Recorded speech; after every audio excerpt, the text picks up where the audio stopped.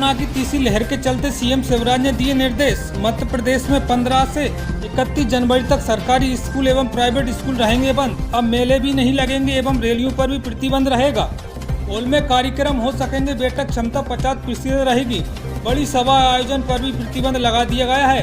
खेल गतिविधियों पर 50% से खिलाड़ी रहे एवं बस जनता न रहे। प्री बोर्ड परीक्षा में जो 20 जनवरी से थी, अब वो टेक होम पर एग्जाम होंगे। में भी एक बड़ी चुनौती हमारे सामने है। मैंने पहले ही कहा कि घबराना नहीं है, लेकिन सजग रहना है, सतर्क रहना है। केस तेजी से बढ़ने की संभावना भी है और इसलिए एक बार पूरी व्यवस्थाओं पर नजर हमने डाली है, लेकिन दूसरी तरफ एक तथ्य पूरी दुनिया की तरफ से आया है कि इस लहर में जो संक्रमित होते हैं उसकी गंभीरता कम है, सीरियसनेस कम है और इसलिए अस्पताल में भर्ती होने वाले प्रकरण अभी लगभग 3% से थोड़े ज्यादा हैं। पिछली लहर में आपको ध्यान होगा लगभग 40% तक हमको भर्ती करने पड़ते थे और ये जो वेरिएंट है उसका असर गले तक ही है, लंग्स में उतना प्रवेश नहीं कर रहा। लेकिन इसका अर्थ ये कदापि नहीं है कि हम सजग ना रहें। पूरी सजगता से इस लहर का मुकाबला करते हुए कोविड की महामारी से हमको जीतना ही हमारा संकल्प है। आज आपके साथ साथ ब्लॉक की और पंचायतों की भी क्राइसिस मैनेजमेंट कमेटी जुड़ी है।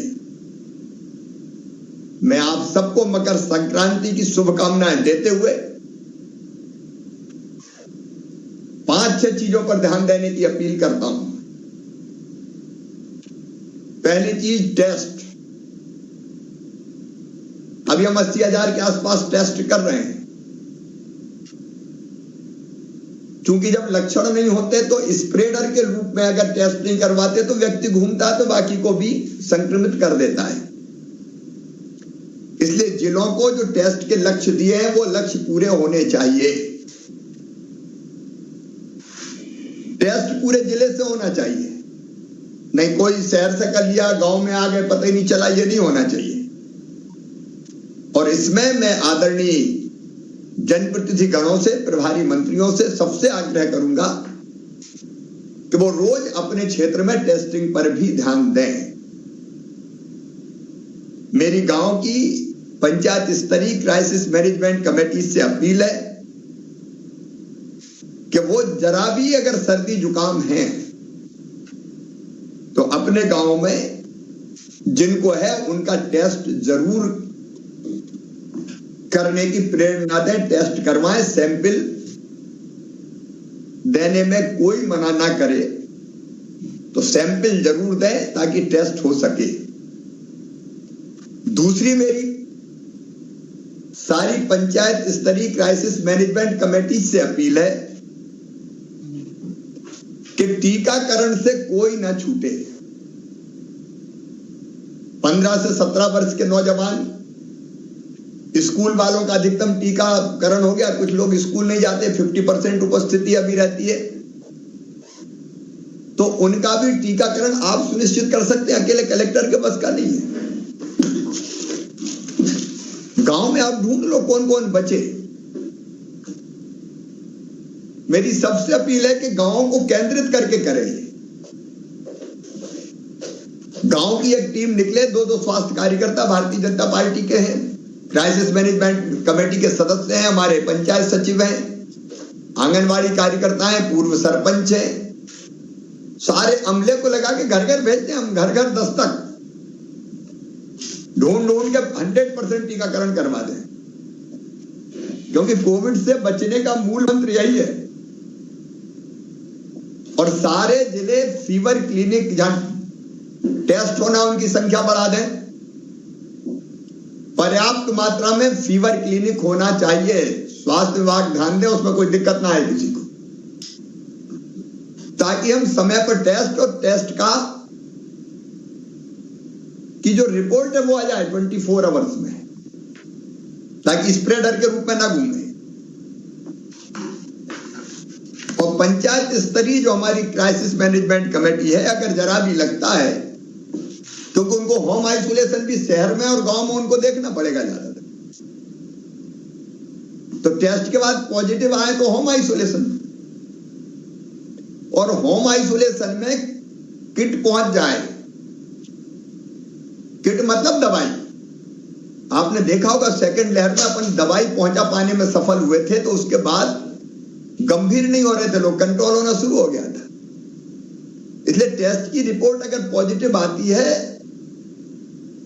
तो उनके पास तत्काल मेडिकल किट पहुंचे ताकि दवाइयों का सेवन वो शुरू कर दें और इन्फेक्शन बढ़ ना पाए। किट में वो पैम्फलेट भी क्या करें क्या ना करें। तो गांव में पंचायत और शहर में वार्ड, क्योंकि विकेंद्रित व्यवस्था करनी पड़ेगी, कोई कलेक्टर बैठ के या प्रभारी मंत्री बैठ के नहीं कर पाएंगे।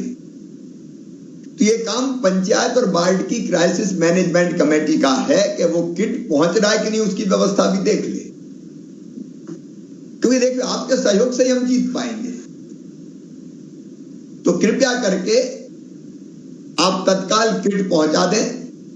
अगर जरा भी ऐसा लगता है कि कहीं घर के बजाय थोड़े लक्षण ज्यादा है, तो कोविड केयर सेंटर एक कम से कम चालू हो गया है हर जिले में। इस कोविड केयर सेंटर में या अस्पताल में भर्ती करें।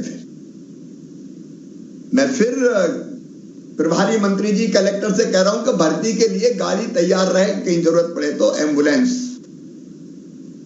ताकि हम समय पे अस्पताल पहुंचा सकें। संख्या बढ़ेगी तो भर्ती होने वालों की संख्या भी बढ़ेगी। आप ये मान लो भले 3% भी अगर रहता है, 4% भी, तो हर दिन अगर ये संख्या बढ़ रही है 5004, आज 4700 बढ़ गए, तो उसके ही 3-4% देख लो ना, उतने तो भर्ती होंगे। तो वो भर्ती कराने की व्यवस्था हमको चाहिए। जो हमारी ब्लॉक स्तरीय कोविड क्राइसिस कमेटीज है, उनको भी ब्लॉक चिकित्सा अधिकारियों के साथ समन्वय करके ब्लॉक में टेस्टिंग बढ़वाना है। विधायक साथी इसको विशेष रूप से देखें उनके क्षेत्र में। आपका तो एक कंट्रोल रूम आप बना लेना, 24/7 कोई ना कोई बात करता रहे। यह सेवा का समय है जनता की। तो विधायक साथी अगर ये बना के जानकारी लेते रहेंगे और व्यवस्था ठीक चल रही नहीं चल रही इसको भी देखते रहेंगे और ठीक बनवाने में सहयोग करते रहेंगे, तो हमें बहुत लाभ होगा सचमुच में।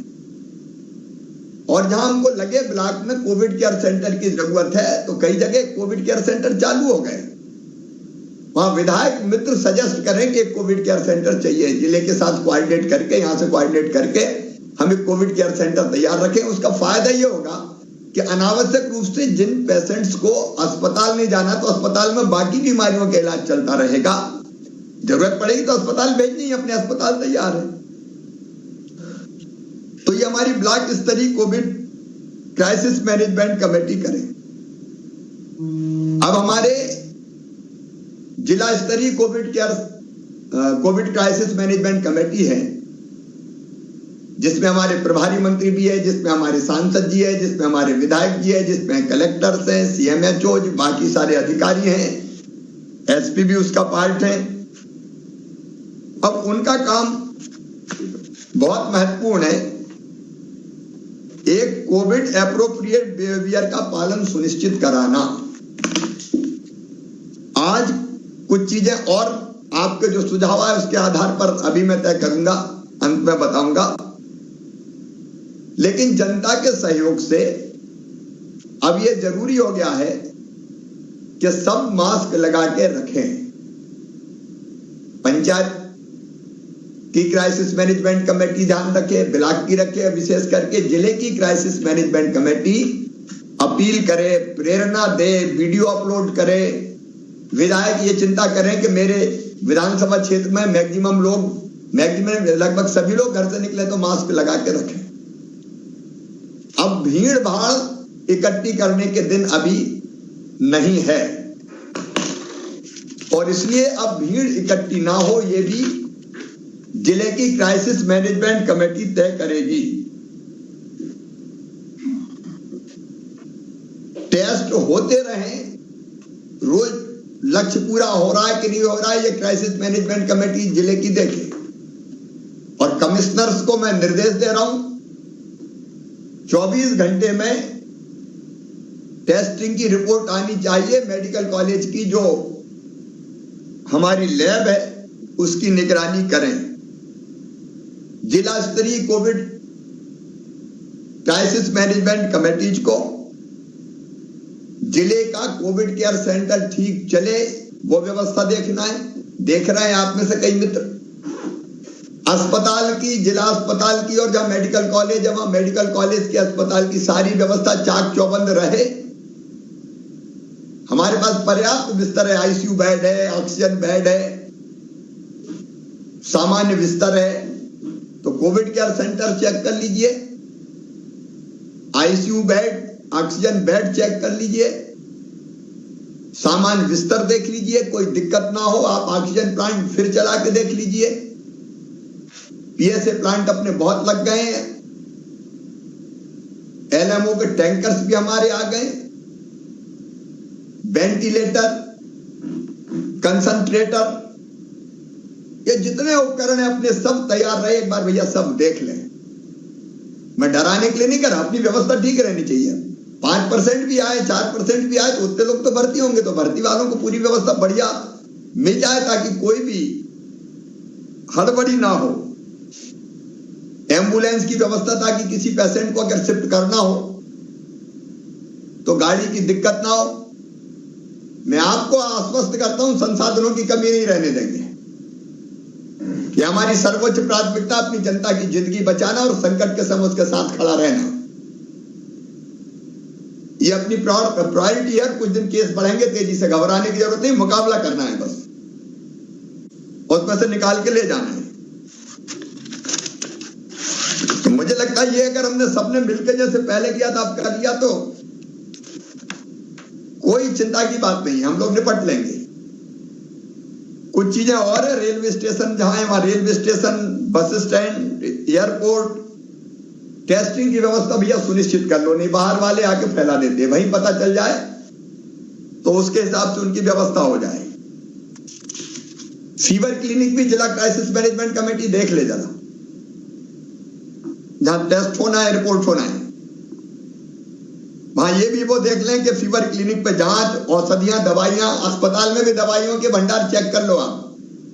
सांसद जी भी चेक करें, विधायक जी भी चेक करें, आंखों से देखो आप। तो इसका मतलब मैं अविश्वास नहीं कर रहा, मेरा व्यवस्था पे पूरा भरोसा है। हमारे कलेक्टर्स, कमिश्नर्स, स्वास्थ्य विभाग के या मेडिकल एजुकेशन विभाग के लोग भी सब लगे हुए, लेकिन एक बार देख लेना चाहिए, टीम के रूप में ही देखें कोई, तो टीम के रूप में आप ये सब चीजें देख लें। जो होम आइसोलेशन है मैं है उनकी व्यवस्था चेक कर लें। आप भी 10-20 फोन रोज करो होम आइसोलेशन वालों को, किट मिला कि नहीं मिला, कोई दिक्कत तो नहीं है। तो मुझे लगता है कि वो क्रॉस चेक भी हो जाएगा और आपकी बात भी हो जाएगी। अब स्वास्थ्य मंत्री है हमारे, मेडिकल एजुकेशन मंत्री जी भी पॉजिटिव हो गए विश्वास जी, लेकिन वो जल्दी स्वस्थ हो। जब बैठे बैठे हमारे कुछ मंत्री संक्रमित हैं, लेकिन बैठे बैठे फोन पर बात कर सकते हैं। तो होम आइसोलेशन के पेशेंट से सब बात करें, मंत्री भी करें, विधायक भी करें, सांसद भी करें, 5-5, 10-10 लोगों से बात करके क्रॉस चेक कर लिया अपन ने। कोशिश हम ये करें कि होम आइसोलेशन में लोग ठीक होता कि अस्पताल का बोझ ना बढ़े, और उसके बाद कोविड केयर सेंटर फिर अस्पताल।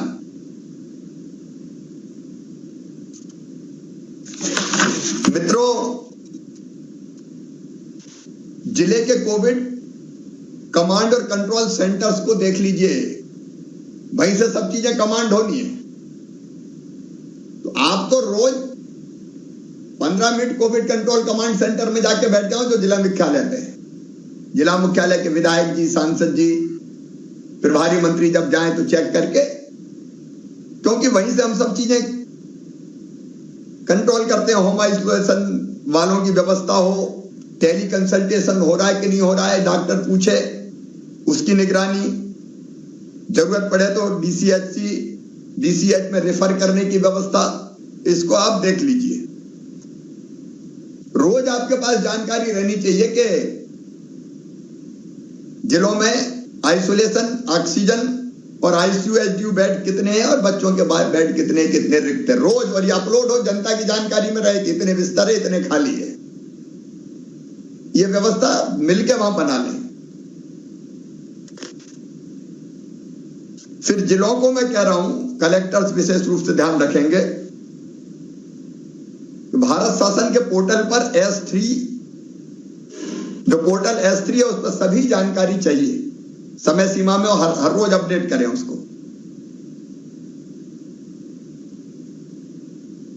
फिर निजी चिकित्सालयों की बात पहले हो गई थी। कोविड, मुख्यमंत्री कोविड उपचार योजना के अंतर्गत इनको अनुबंधित करके रखना है, और अनुबंधित करके और रेट कैपिंग भी कर ले, कोई लूटा लाटी ना करे जनता से। अगर जाता है तो ठीक ठाक रेट पे उपचार होना चाहिए, जो हमने पैकेज तय किया है। आखिर जनता की सुविधा के लिए पैसे हम देंगे, लेकिन जो पैकेज है उससे ज्यादा पैसे ना ले। भाई ये भी देख लें कि नहीं तो भर्ती कर लिया और ऑक्सीजन ही नहीं, और बाद में फिर ट्वीट करें कि आधा घंटा की बची, 1 घंटा की बची। वो अव्यवस्था नहीं होनी चाहिए। उनके पास ट्रेंड पैरामेडिकल स्टाफ चाहिए, डॉक्टर चाहिए, साफ सफाई सुरक्षा की व्यवस्था चाहिए। तो ये प्राइवेट अस्पताल जिनको अनुबंधित किया वो भी देख लिए जाए। ऑक्सीजन सिलेंडर भरे रहें, LMO भरे रहें, उसकी चिंता कर लें। दवाई 1 महीने की चाहिए, 1 महीने का स्टॉक देख लें, कम से कम 1 महीने का स्टॉक, इंजेक्शन से लेकर बाकी दवाइयां तक, ताकि हम जरूरत पड़े तो कोई दिक्कत ना आने दें किसी को। मित्रों, अगर हमने ये चीजें कर ली, टेस्ट, उसके बाद कॉन्ट्रैक्ट ट्रेसिंग, पॉजिटिव आए तो होम आइसोलेशन, किट का वितरण, एम्बुलेंस, जरूरत पड़े तो कोविड केयर सेंटर में भर्ती, अस्पताल में भर्ती, ऑक्सीजन की व्यवस्था, दवाइयों की व्यवस्था और टीकाकरण और कोविड एप्रोप्रिएट बिहेवियर। तो मुझे लगता है कि हम तीसरी लहर से अपनी जनता को सुरक्षित निकाल के ले जाएंगे। वर्तमान जो परिस्थितियां उनको देखते हुए, एक तो हम आज कल से ये तय कर रहे हैं कि कक्षा 1 से लेके कक्षा 12 तक के सभी स्कूल, प्राइवेट हो चाहे सरकारी हो, 31 जनवरी तक अभी बंद रहेंगे। इन परिस्थितियों में 50% क्षमता पे हम स्कूल चला रहे थे, लेकिन इस समय जो सुझाव आए हैं और लगता है कि ये उपयुक्त होगा कि अभी हम फिलहाल 31 जनवरी तक बंद करें, फिर परिस्थितियां हम देखेंगे, उन परिस्थितियों के हिसाब से फिर आगे हम फैसला करेंगे। तो कल 15 जनवरी से 31 जनवरी तक हमारे स्कूल बंद रहेंगे, और इसी प्रकार सभी प्रकार के मेले, चाहे वो वाणिज्यिक मेले हो या धार्मिक मेले हो, मैं स्नान बंद करने की बात नहीं कर रहा। मकर संक्रांति का पर्व में स्नान करने जा रहे हैं, धार्मिक स्थल भी खुले रहेंगे, लेकिन मेले नहीं लगेंगे, चाहे वाणिज्यिक हो चाहे धार्मिक हो। इसका पालन कल से सुनिश्चित हो जाए। कोई भी जुलूस और रैली, राजनीतिक या सामाजिक सभा, वो भी प्रतिबंधित रहेगी। हाल के अंदर कार्यक्रम किए जा सकते हैं, लेकिन जो हाल की क्षमता है उसका 50% ही उपस्थिति रहे। समस्त राजनीतिक, सांस्कृतिक, धार्मिक, शैक्षणिक, मनोरंजन इत्यादि कार्यक्रम अगर खुले में होते हैं तो 250 अधिकतम संख्या रहेगी, इससे ज्यादा की संख्या के नहीं होंगे। जो विवाह में हमने संख्या रखी है भाई, लेकिन बड़ी रैली, बड़ी सभा, बड़े आयोजन वो अभी प्रतिबंधित किए जाते हैं। सभी प्रकार की खेल गतिविधियां स्टेडियम की 50% क्षमता के हिसाब से बिना दर्शकों की भीड़ नहीं चाहिए, लेकिन स्टेडियम की क्षमता की 50% केवल खिलाड़ी रहे वो की जा सकेंगी।